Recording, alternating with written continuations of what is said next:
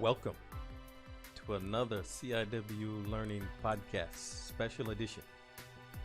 I'm glad you can tune in with me here today with your podcast host, William E. Hamilton Jr., alias Human Creed Certified Professional in Learning Performance.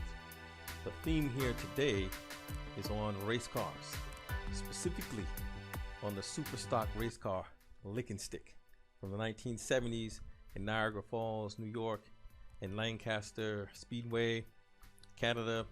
This was my father's race car, a 1967 Camero. I know many of you from that era would want to know what he did to win so much. Well, he's going to tell it right here. It took a long time to get the technology right. I don't want to talk too long, so we'll get into it and then post it on the social media. You give me some feedback, and maybe some of you, we can all get together in one podcast. But without any further ado, I'd like to introduce to you my father, William E. Hamilton Sr., and the Lickin Stick and some of his other racing. If I ask you, okay, so what are we looking at? You know, maybe you can start in the top corner, and then maybe your cursor here, you can maybe move around. Which one are you starting at? And then like top left, I can see your GTO, right? Yeah, that's 66 GTO. Is that yours? That's your GTO? Yep, and because it's at Niagara drag strip. Okay, so is this the gold metal flake one that you used to have? With Yeah. The, was it Yeah. red interior? Yep. No, it was a tan interior. Gold? Tan, gold? Gold with tan interior. Oh, okay. Gold with the tan. There was some red in there. No red in there. No. The steering wheel? Something. Okay, can you tell me about this GTO? This is 19. When did you get it? This picture is 1966 GTO. I bought that from Davis Pontiac over in Amherst. Okay. So when did you buy it? So this is the It picture would be late 65, because remember the cars come out probably 3 months before the actual year. They so come you out bought it in the fall. You bought it new? Bought it new, yeah. I traded a 65 GTO in for it. How did you get to 65? I bought that from Davis Pontiac too, but that had an automatic in it. And I always liked to stick them. And because I was racing the 65, hate to say it, but on the street a lot. Then I decided to go out to the strip. So I bought the 66 and I was racing it. And I had problems with the transmission. So I took it back over to Davis Pontiac. And I went over there to pick them up, and both cars was on the rack, both of them for transmission. Oh, because of what you was doing to them, huh? What I was doing to them, racing them, yeah. So I noticed later, you switched to the Camaro, but everybody was loving that GTO. They call it a GOAT or something. But are you suggesting that the transmission for this particular car wasn't really built for racing, even though it looked like it's a race car, right? No, but the engine was putting out so much power, torque, and RPM that, you start to stress the transmission. But what I did is I took the transmission out and I went through it and worked on what they call the synchronizers and the clutch keys so that they wouldn't break, so that it'd be more reliable. I found out I had to do that because just taking it over there and just getting a factory transmission in there wasn't really the way to go. So then I had to work on transmission. So even though the car was a winner, when Chevy came out, and I think it was 66, with that 365, 66, with that big block Chevy engine, it put out so much more horsepower because of the size of the valves and stuff like that. So to continue winning, I had to go to Chevrolet. What did you do with the GOAT? I think you had them at the same time, right before, until you traded them in? No, Freddie Kislak, you probably remember Freddie. Freddie bought it off me. But I had put a big block Chevy engine in there. But then I had to run modified. So by me buying a factory car with the big motor already in it, I could run what they call super stock. And what is that? It's a stock car, but it's a super stock. When they meant by super stock, it is a super stock car. You know, just like Superman, super stock car. So I could run super stock. I wouldn't have to run modified. Okay, So and modified mean what really? that the engine, body, and rear end or whatever, it don't match up the factory specs. Well, that's the same as what's happening with the Super, isn't it? Well, super stock, no, you're running factory weight, factory engine, factory rear end, stuff like that. Them are super stockers. It's just like a stock car, except it's a super stock. It's almost like a race car from the factory. Oh, That's they what they have call. those like that, huh? Okay. Oh yeah, they still do now. They Oh, get some cars now that's unbelievable. yeah. I've seen some of these Mustangs and even the Yep, Camaros now, right? Camaros and there's a lot of Chrysler products that have those big specialty engines in them. Yeah. So when you running in these different classes, they're expected that you run in what they base this on a quarter mile track or something like that in a certain time or something. Yeah, but I also travel around, so I would go down to Lancaster, New York, and run the 8th mile too. So my cars was built so I could run the 8th mile, and I could also run the quarter mile. So you Cause kind of have an advantage. You kind of have an advantage, right? Because the 8th mile, you got to get up quick, huh? you got to get up quick, and I figured it out that the 8th mile helped me in the quarter mile Ah, because your speed is built up from let's say from a start to a quarter mile. When you get halfway to track, you should have most of your speed already. Because for the rest of the track, you're traveling so fast, you ain't got time to pick up another 20 or 30 miles an hour. But in the 8th mile, you can get up to maybe 100 miles an hour when you get the 8th mile. That means for the rest of the track, you ain't got much time to pick up 30, 40 miles per hour, so right? is this part of the conversation between drivers, shop talk, or I'm sure most of the other people must have known that, right? Or you think not? No, no, no. You have to have an analytical mind. And remember, I was a machinist and I served the apprenticeship, and you had to know a lot about physics and science and coefficient of expansion, kinetic energy, and all kinds of motion stuff. And So we what does actually, that have to do with what does that have to do with driving a car? I mean, you were driving, and your brother used to also help sometime drive, but what's the reasoning behind that? I mean, because you got to figure out what you can do to overpower people that got more money that can go have an engine built, where I wouldn't have the money or the means to build the engine as good as they got, but I had to figure out some way to defeat them. So then okay. you had to use science and physics and everything else to be able to do it. Because if you think about it, in the 8th mile, if you can get up to 100 miles an hour in the 8th mile, for that last eighth of a mile, at that speed, it's going to be hard for somebody to catch you or pass you or whatever. Because you're already traveling 100 miles an hour at the 8th mile. So let me ask you something. Okay, so you're in the car, okay, and you got a plan already, right? I mean, you're looking at your tachometer. You got a plan there. You got to look at your gauge. How you know you're at a quarter mile and you're hitting the speed you want? I mean, you got a lot of things you're looking at. Because when you're racing in the 8th mile, they give you a time ticket. They give you an elapsed time and they give you a terminal speed.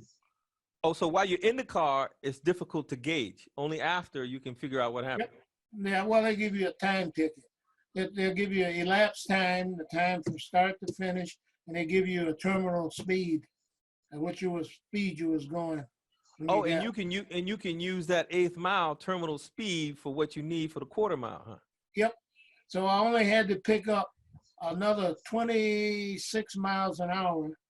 Then I was running a mile and a half faster than the speed record for my class. That's with the Camaro. Oh, so okay. So when you figured this out, what was your plan of attack? Okay, because you running now. Which car? You running the '67 Running the Camaro we looking at here? Camaro now, the last one, yeah, that's the last one I ran. By then, I had learned so much from running the GTO and the Pontiac and looking at the time tickets, and you figuring it out. If you're running a quarter mile and your speed is 120 miles an hour, right? Now you run the eighth mile, your speed is 100 miles an hour. You say, aha, I could only pick up 20 miles an hour after the eighth. So what can you do now to get the speed up? You get more speed in the eighth mile. And if you get too much torque, I mean, I mean, the car's heavy as it is, and if you try and get too much power, then when you transmit to your the drive shaft, you're gonna break something, right? Yeah, but on my car and for my rear end, again, being a machinist, I would take the coupling on the back of the rear end and I bored it out to fit a Firebird drive shaft because the Pontiacs had a bigger drive shaft with the universals. They had bigger universals. And you wouldn't break the universal joint there. No, but you start breaking what they call differential gears, the little spider gears. Start breaking them with the torque. So what I would do and maybe these bevel gears also inside that's yeah, transmitting but to the the. little ones that's on the pin, them are the ones that would break. You know, the little differential gear, it's like a little pinion of gear on the end that runs around the big gear. You break Okay. them, you actually blow them off the pin. So then I said to myself, being a machinist, working with dies and tools, such thing as taking brittleness out of a hard object. So I would take those gears and I put them in the oven and I bake them for about an hour, you know, at 500 degrees for about an hour. And then that would anneal them. It takes the hardness off them. Now, now I mean, I was in drafting before, so I had a machinist book, and they talked about temperament and hardness and the carbon and all this kind of stuff. How are you going to figure out what temperature and how long? I mean, how did you do that? Because when I first started out, from working in the machine shop and working Uh, on tools, I know about what temperature you have uh-huh. to have something to anneal it. Okay. Then after I take the gears out, after they're worn out, I broke them. I grind the surface and I put them on what they call a Brinell tester. It's a hardness tester. Yes, It yes, show I me remember how this. hard. It showed me how hard they were, and then I can go from there. Because I had to have a thing between wear and breaking. Right? If you get them too But if it soft, if it they was wear. already broken, it'd be brittle. So you might get the wrong reading with the hardness test, Bernelli, right? No, you get the hardness and you see what the hardness was when they broke. Ah, But then you also, when you get some out, when they finally wear out or break, you can check the wear and you can see maybe if they were too soft. Then we you also had regulate. yeah, I remember we also had at Trot. We also had this Tenius Olson machine, where we can check out the yield strength. Once it get to a certain point, it's gone, right? Yeah, You didn't you didn't ever have to mess with that. You just looking at hardness. no, because it's a shot when you take off. Bam, you had to absorb that shot and the torque when you take off. So how'd that work out? It worked out beautiful. That car was putting out so much horsepower and power that I could get only 13 runs on them gears, no matter what I did to them at the maximum. So when I get close to 13 Go runs, for it, man. no, that governor signaled the tower that I need a few minutes. So I can pull the rear end, I can pull the gears in the rear end and change them and have them ready in about a half hour. So he would buy time for me to change the gears because I would have spares ready. Because Oh, after the 13 runs, I change them. Because after that, they start to get a little slack in them from the pounding, right? So they're no longer tight. So you're liable to break them. So to get away from some of that, I put in what they call a line lock, where I could lock the front brakes and just slip the clutch just enough so that everything on the whole drive line is tight. Okay, so when I fully engage the clutch, there's no chucking back and forth nowhere, not even the transmission or the rear end, because everything is all snugged up tight. what did So you when I call let it? Is there a name for this? Or what do you line call it? lock, they call it a line lock. It's electrical. You push the brakes on and it lock the brake line. You know, so it's just like you're holding the brakes on, except you're holding it with a button. Ah, So when you get oh, this ready is to go, you let the line lock go and it releases the brake. yeah. Now, a minute ago, you mentioned some term when you were talking about uh tempering your your gear, and what did you call it? Temper, they call it Yeah, you temper. put that's what you were doing when you were putting it in the oven and Yeah, getting it to a tempering. Yeah, yeah. You first, like for anything that you're doing, if you heat treating material, you get it up to a certain temperature. It's called a critical temperature. That's when it gets a molecular change and it gets hard.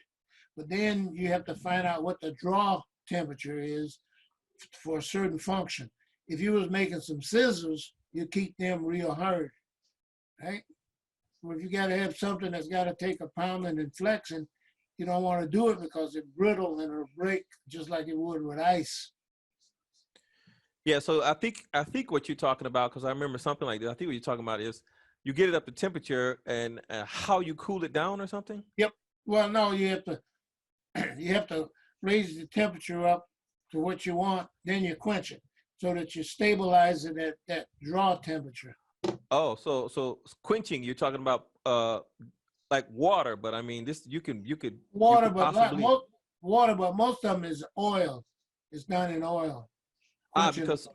because water might actually make it brittle, like Yeah, yeah, right. smash. For a uniform, where the oil sort of cools it down uniformly, and it's not abrupt. Uh, So we okay, so use the oil. you were doing all these techniques. Now I know sometimes you have to have somebody to talk with, but I mean, who were you? Um, w- your brother or no? I used the gift my dad gave me. If I hate to tell you this, there's a lot of stuff you can get from reading or listening to somebody else. If it's written, that means that somebody has already discovered it. Yeah, I see what you're saying. Yeah, I mean, but But for by people who could be listening, I get you. I get you. So could you elaborate on that some more? What do you mean? it's just like when what's his name, Tesla or Bell invented the telephone or did something else. Who did they have to talk to know what to do? Well, there was nobody to talk to When because the phone something is wasn't done invented. for the first time, somebody had to do it for the first time. Yeah, And yeah, I yeah, always yeah. worked on that theory. I figured, and what I'm talking to you about is just basically transmission and rear end. The same science went into the motor, the transmission, the tires, the axles, all of that stuff, the springs, uh, torque bars, you know, when you take off your car wheel, the Yeah, torque, yeah, yeah. natural torque has a tendency to lift up the right tire, right? And when it does, it unloads it, and you only have one tire basically driving, even when you have positive traction. The tire that's lifted up ain't doing nothing. So you have to know how to preload the car. So when you first hit it, you get a weight shift that will equal out on both wheels and give you better So how'd traction. you do that? So how'd you do that? Same way I did with with the rear end. I got to figure when you take off, the left front's gonna rise up. If you go in your car, you ever do it? if you got a rear end drive car, if you give it gas, the differential in the rear end is gonna cause the right side rear end to lift up. That's why the front end rises. So I put these bars on there with a rubber damper, which they sold commercially, but I would preload the one on the right side so that when you first take off, it wouldn't go up and lift up off the ground. So that put the weight distribution on both wheels. Yeah, and if you don't have two wheels on the ground, you're not getting transfer, right? So No, you're not getting a traction because that one tire have a tendency to spin, right? But if okay. you're holding the other tire down by the weight of the car, when the weight transfer, it's pushing it down, holding the wheel down tight. And you can go out on, say, dry pavement, and you can take off at a certain RPM, and you can measure the distance of the rubber, you know, when it's spinning. And then you can see how much rubber is coming off each wheel, because the wheel that doing most of the pulling is going to be deeper, darker, and longer. But the whole car had to be going over like that. Yeah, I can So imagine too that I can imagine too that and I noticed you had to cut out the wheel well and stick no, I some couldn't different cut it tires. out. No, you can't cut it out with a stocker, not with a super stocker. You can't You can't have cut. the tire, can't have it cut out, and the tire can't extend more than a quarter inch beyond the edge of the fender. And it's got to be the stock body. That's why it's a super stocker. If you run it modified, you can do all that. So what I done is I had to use steel rims to be able to do what I did, because I had to take the one tire, because the car and body is off just a little bit. I had to take the one rim, cut the wells off, and move the center of the wheel. I had to move it out half an inch and re-weld it so that when it goes back up against the axle, it pulls the tire in a half inch, right? But that's what I'm saying. Huh? And that's how I was able to compete with the money people or the speed shop. Because the speed shop, a guy working on the engine and doing this, is supposed to be building up a race car. Most of them couldn't even read a micrometer. But I was a machinist.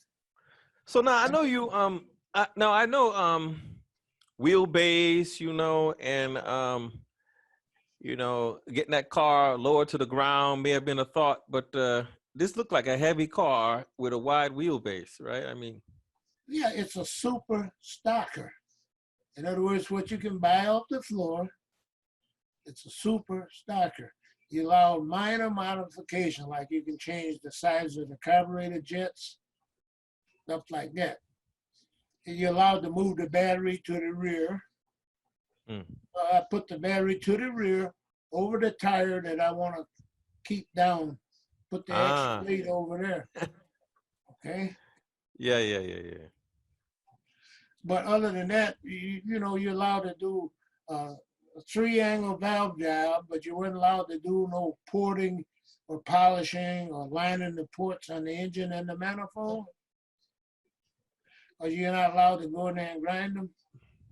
So what I do is when I put the manifold on there in the gasket, when I take the manifold off of the heads of the block, I look to see how it's fitting.